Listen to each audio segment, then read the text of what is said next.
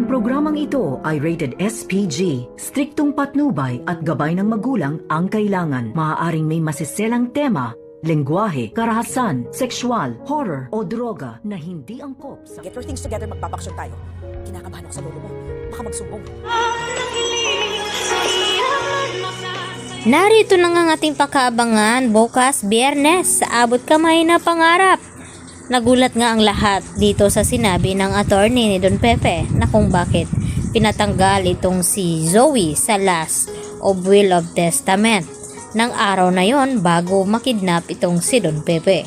At dito nga nakapagtataka sabi ni Giselle at RJ na kung biglaan daw na inalis itong si Zoe. Sigurado daw itong si RJ at Giselle na may matinding dahilan itong si Don Pepe na kung bakit hindi isinama itong si Zoe sa last will of testament ni Don Pepe.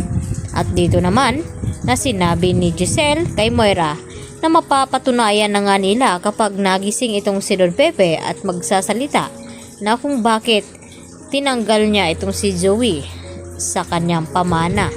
At ang nakakatanggap nga dito sa last will of testament ay walang iba kundi itong si Giselle at Justin.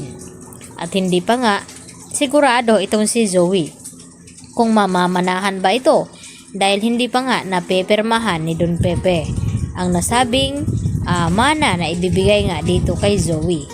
At dahil sa takot nga ni Moira, pagkatapos nga nilang malaman tungkol dito sa mga ari-arian ni Don Pepe ay agad niyang tinawagan itong si Zoe at pinapaayos ang kanilang gamit nang sa ganoon magbabakasyon daw muna sila. Dahil natakot na daw itong si Moira baka magising itong si Don Pepe at magsumbong na may kinalaman nga itong si Zoe at Moira sa nangyaring aksidente o kidnapping dito kay Don Pepe.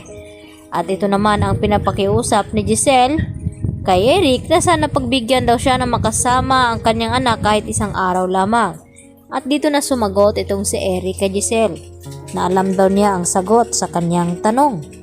Dahil nga matindi pa rin ang tampo at galit ni Justin dito sa kanyang ina na si Giselle. At hindi naman niya ito mapipilit dahil nga sa ginawa ni Giselle noon na nagawa niyang ipamigay at ipaampo ng kanyang sariling anak. At dito naman na sinabi ni RJ na hintayin na lamang ni Giselle na humupa itong galit at tampo ni Justin at makakasama niya rin ito. Dahil hindi magtagal ay ito namang si Justin ang mamumuno dito sa Apex Hospital at magiging co-owner. Dahil yun ang pagkasunduan ni Giselle at RJ. Samantala, gusto na nga bumalik ni Lynette dito sa bahay nila ni Carlos nang sa ganon ay harapin na nga ni Lynette ang kanyang trauma upang magiging matapang siya at hindi na siya matatakutin. Kaya agad naman na pinagbigyan ni Carlos itong si Lynette. At dito nga na pumasok sila sa bahay ni Carlos.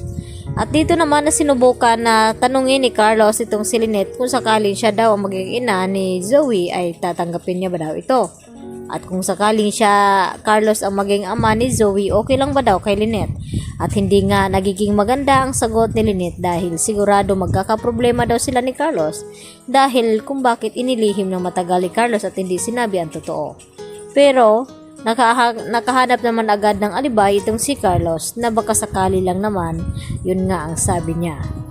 At dito rin na tuwang-tuwa na nag-uusap ang mga kaibigan ni Annalyn na ibinalita na nakakabalik na nga sa Apex Hospital itong si Nurse Karen at Nurse Evan at pinabalik daw sila dito ni Ma'am Giselle. At dito rin na nagbibiro itong si Doc Antonio na itong si Annalyn kailan ba daw ito babalik sa Apex. At sumagot naman itong si Doc Lendo na hindi raw pwede.